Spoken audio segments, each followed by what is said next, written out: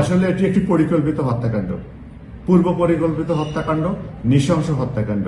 হত্যাকাণ্ডকে সংগঠিত করার জন্য তারা নৌরুটকে বেছে নিয়েছেন এবং তারা নাবিকদের সাথেই চট্টগ্রামের কাপ্য বন্দর থেকে একত্রে উঠেছিলেন, এতটুকু আমরা নিশ্চিত।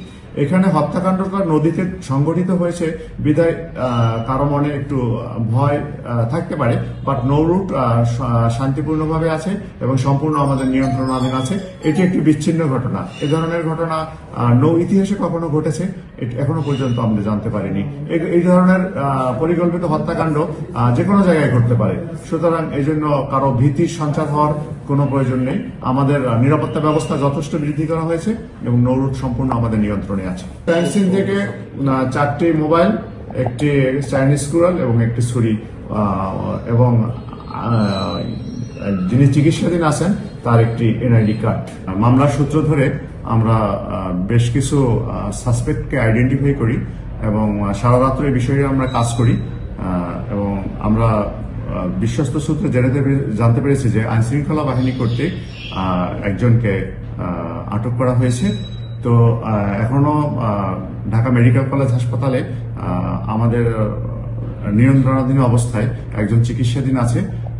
তো তিনি এখন আশঙ্কামুক্ত। খুব অল্প সময়ের মধ্যেই হয়তো তাকে আমরা জিজ্ঞাসাবাদ করতে পারবো। তাকে জিজ্ঞাসাবাদ করে আমরা হত্যাকাণ্ডের মূল মোটিভ উদ্ঘাটন করতে সক্ষম হব। জাহাজ থেকে যারা উঠেছিলেন আমরা 8 জনের নাম পরিচয় পেয়েছি এবং আমরা আরো আকাশ মণ্ডল নামে একজনের নাম পেয়েছি, যিনি জাহাজের কাপ্য থেকে উঠেছিলেন এবং জাহাজটি এখন যেখানে নোঙর করা আছে ঈশানবালা খালের মুখে, ওখান পর্যন্ত এসে তিনি অজ্ঞাত স্থানে চলে যান। তো আকাশ মণ্ডলকেও আমরা সাসপেক্ট হিসেবে রাখছি। এটি এখনো পর্যন্ত তদন্তাধীন বিষয় আছে, তবে এটি একটি নৃশংস হত্যাকাণ্ড। এবং আরেকটি বিষয় যে এখানে প্রত্যেকটা রুমেই আলাদা আলাদাভাবে আমরা লাশগুলো পেয়েছি এবং জাহাজে ভর্তি প্রায় 800 টন সার ছিল, যেটা চট্টগ্রামের কাপ্য জেটি থেকে সিরাজগঞ্জের বাঘাবাড়িতে যাচ্ছিল।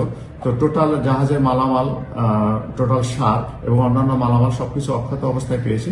সেহেতু মনে হচ্ছে যে পূর্ব পরিকল্পিতভাবে এই হত্যাকাণ্ডটি সংঘটিত হয়েছে। এটি একটি নৃশংসতম জঘন্য হত্যাকাণ্ড এবং খুব অল্প সময়ের মধ্যেই আমরা আপনাদেরকে সুসংবাদ দিতে পারবো এবং এটা রহস্যের দ্বার উন্মোচনের একদম শেষ পর্যায়ে আমরা এই মুহূর্তে আছি।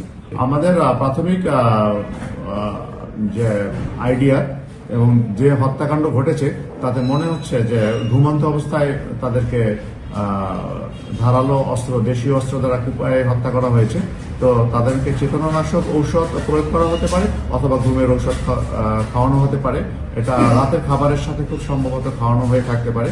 আমাদের ফরেন্সিক যে বিষয়গুলো আছে সেগুলো ডক্টর কর্তৃক প্রিজার্ভ করা হয়েছে।